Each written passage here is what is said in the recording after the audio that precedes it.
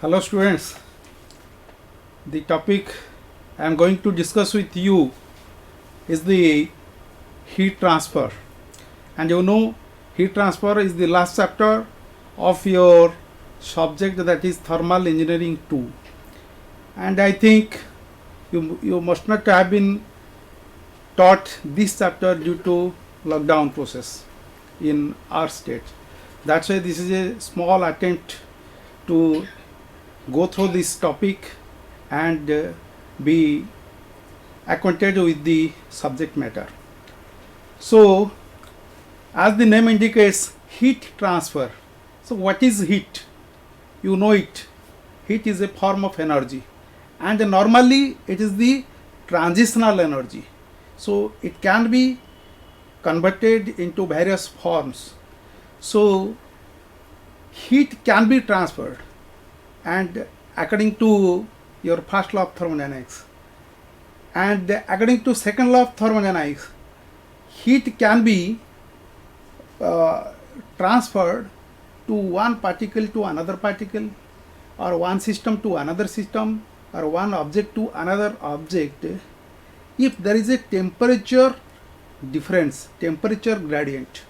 So normally heat gets transferred from high temperature source to low temperature source. So this is the topic, that is heat, how heat gets transferred.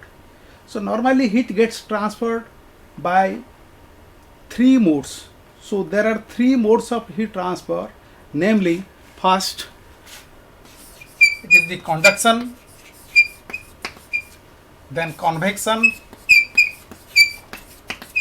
and then radiation. So these are the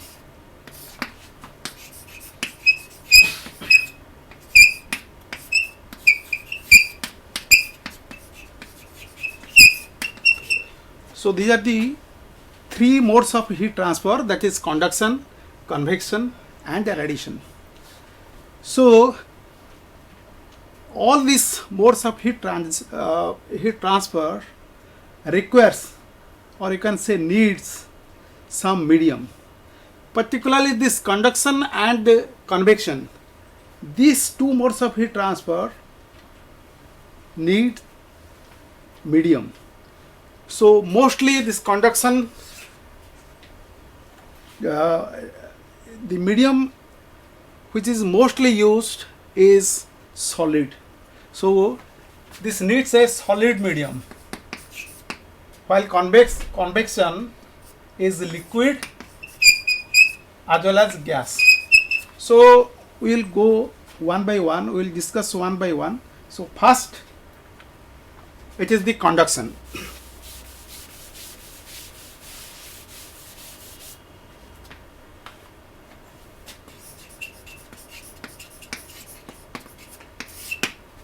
So conduction is the mode of heat transfer in which the heat gets transferred from particle to particle in a solid object, and but particle keeps its position intact.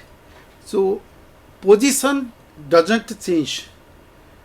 So there will be some vibration, and how that vibration will be simply transmitted from one particle to another particle. Suppose we will take a, say, iron rod. Now if we will hit it in the left end, then initially this is at both the ends are at one temperature. Now if I will hit it, then this end will be heated off, and this is a solid object, so it will be made up of your many particles. So at the point of heat admission, this particle will vibrate. So it will vibrate like this, here and there, keeping its position intact. So due to this energization, this will just transfer this energy to the next particle, and again that second particle will vibrate and that will transfer the energy to the third particle. Likewise, your heat will move from left to right. So, but all these particles will be intact. It will not change. There will be no flow of particles inside the body of the object. And the characteristics of conduction is that there will be direct contact. There is a source which is at a higher temperature and there is a sink which is at a lower temperature. So the source will be in direct contact with the object to be heated off. That's why in conduction, the main characteristics of conduction that it needs a medium and it passes. So the heat transfer through the solids is known as the conduction, and here the particles do not move from one place to another place, but it will vibrate with its mean position, keeping contact. So you may take another example. Suppose this is a two containers. Suppose this is say liquid and this is also liquid. So this is at say 500 degrees Celsius or say 150 degrees Celsius, and this is a 50 degrees Celsius. Now if I will connect it with a metallic rod, just inverted U type, then heat will flow like this, because this is at a higher temperature and this is at a lower temperature. So here this end, left end of the solid is dipped in the liquid which is maintained at 150 degrees Celsius higher temperature or source temperature, and the right end is dipped in the liquid which is at 50 degrees Celsius. So it is less temperature, lower temperature. That's why your heat will move from left to right. So through the solids, the heat transfer which takes place is known as the conduction.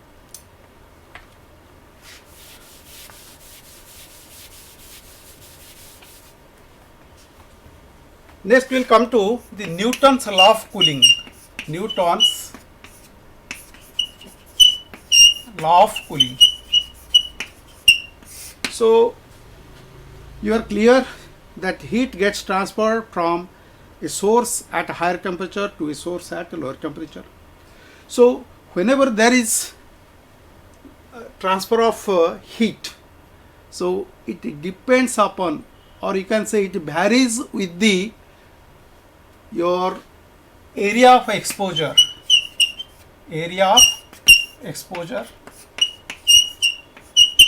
And next it is the temperature gradient, that means the change in temperature. If the change in temperature, that means T1 minus T2, or you can say dt. If dt is more, then the rate of heat transfer will be also more. If this is less, then temperature, your rate of flow of heat will also be less. Now it depends upon the area of exposure. So it is directly proportional with the area. If the source area will be more, then definitely the rate of heat transfer will be more. So this is Newton's law of cooling, that when heat gets transferred from higher temperature to lower temperature, its rate depends upon, or the quantity of heat transferred depends upon the area and the temperature difference. So this is your Newton's law of cooling. Next, Fourier's law of conduction. So this Fourier's law of conduction is an extension of Newton's law of cooling. So Newton's law of cooling tells us that this rate of heat transfer depends on the area of exposure and then your temperature gradient or the temperature difference. We may write Q as the rate of heat transfer. So when we are saying rate, means it is for a particular time, that is the total quantity of heat that is to be transferred per second. So this Q varies directly with A, area of exposure. Then it varies with dT, temperature difference, and then it also varies directly with 1 by x, where x is the thickness of the object through which heat will pass through. So it is an extension, because these two are meant for the Newton's law of cooling, while here another parameter is added here, but this is inversely proportional. That means if thickness increases, then this rate of heat transfer decreases. If x will decrease, then Q will increase. So if we will combine all these parameters, then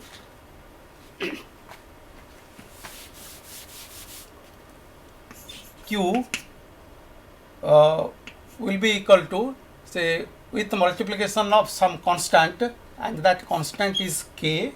So this is A dt divided by x. So this is the Fourier's law of heat conduction. So from this equation we can define the Fourier's law of conduction. That Fourier law of conduction is that the rate of heat transfer through an object is proportional to the area, its area, and this dt by x is called the temperature gradient. Dt by x, it is called temperature gradient, or we can define that rate of heat transfer is directly proportional to the area of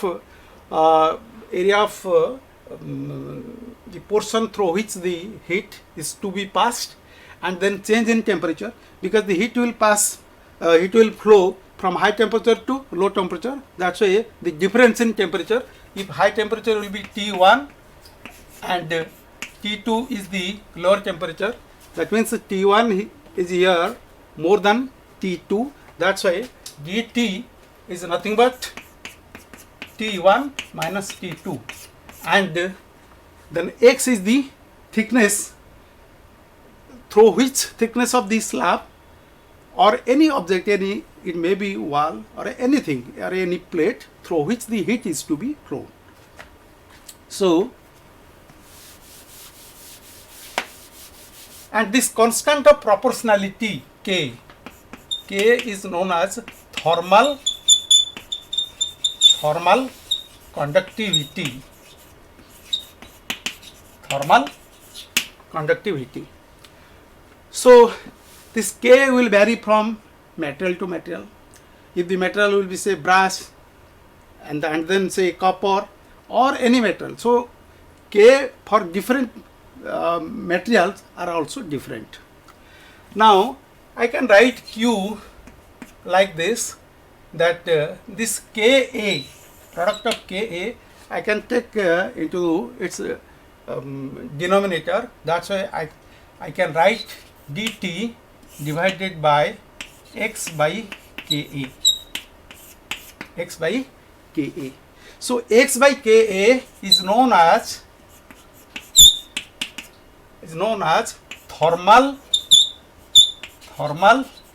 resistance. Thermal resistance.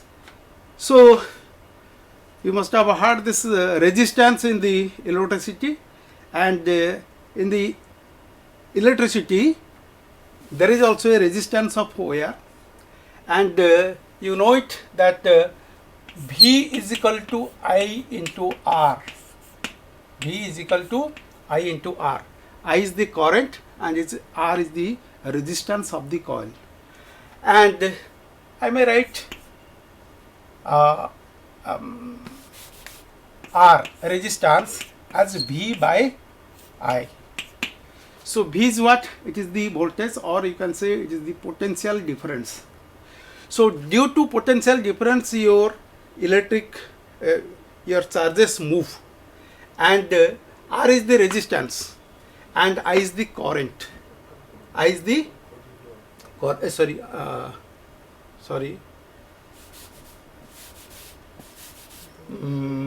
I is equal to V by R. I is equal to V by R. So this equation is analogous to this equation.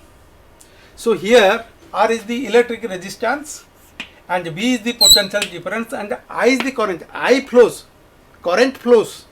Similarly, here also this Q, it is the heat flows, and dt, change in temperature. So this is this temperature is the potential for movement of heat, and this X by Ka, this is the thermal resistance. So this R, it is for electricity, and this is for the case of heat transfer. Now, so you should remember about this equation, that is Q is equal to Ka dt by dx, and then what is thermal conductivity? The property of thermal conductivity, it varies from material to material, and then what is thermal resistance? Thermal resistance is X by Ka, and you have to know the units of all this, and mostly for this K, thermal conductivity, because while working out the problems, if the units, if you are not clear about these units, then definitely you will commit mistake. That's why you should be very thorough about this K, thermal conductivity. So how to find out your K? You see, K is equal to your Q into X divided by A into dt. So Q, that is heat, it is expressed in joule, and then X, it is in meter, and divided by area, meter square, and then this is your K, Kelvin. So 1 m is cancelled from both numerator and denominator. So it is joule per meter per Kelvin. So you should remember this thermal conductivity, and its unit is joule per meter per Kelvin. So this is the basic description regarding this conduction, and in your syllabus, particularly in this topic, these are all these basic things, not in extensive way. That's why this is all for conduction. Next we will come to the convection.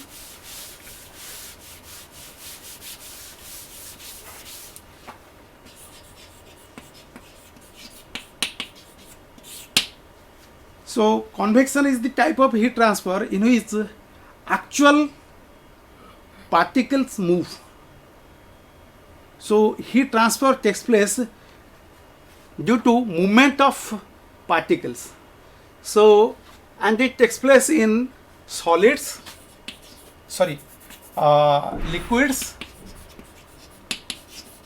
as well as gases. Okay, I forgot one thing, that is, I told that mostly conduction takes place in solids. Why I told mostly? Because there is also example of conduction in cases of liquids as well as gases, but that is beyond the scope of your syllabus. That's why I told mostly it takes place in solids. Now convection, this convection takes place mostly generally in liquids as well as in gases. So again, this convection can be divided into two categories. One is natural convection or free convection, and another is forced convection.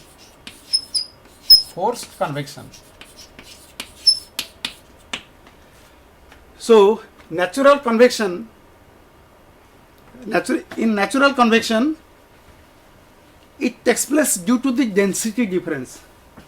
It is a day-to-day affairs in our homes, and we know it, because when we just in a container we heat the water, what happens? First, heat will be conducted through this material of the container, and then it will go to the your bottom portion of the liquid, and this bottom portion, this liquid will be heated off, and it will be lighter. It is, when it is heated up, it is lighter. So in comparison to the top surface or top level liquids, that's why all these particles will move up, and comparatively heavier or cooler liquid will move down. So there will be continuously movement like this. That means all these particles of water, it will be moving in a cyclic manner. It will go up and then down. Similarly, from this side it will go up and then down. So that's why there is actual movement of liquid particles, and here it is due to the density difference, because when this bottom portion gets heated, it becomes lighter, and then it moves off, and comparatively heavier, cooler liquid particles will move downward.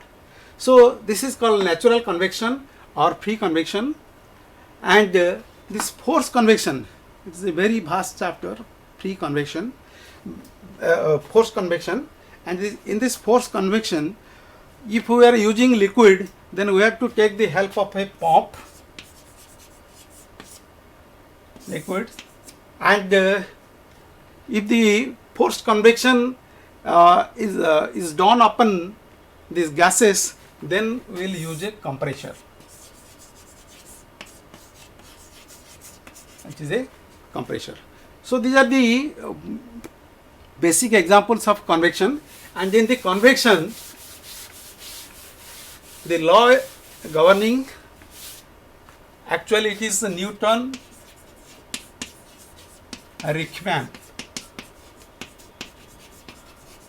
law, and again it is very simple. So the rate of heat transfer is equal to H into, again, this A and then the T.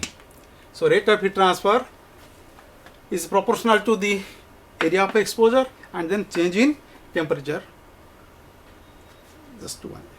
And this H is called convective heat transfer coefficient. So as this portion is the basic one, purely basic one, that's why you should remember this formula as well as formula for this conduction. For problematic purpose, simply you have to put the value and get the answer. Okay students, we covered these basic things about heat conduction and heat convection and the basic formulas governing there. So if you have any doubt, then you can contact me at my WhatsApp number and you will be clear. Okay, thank you.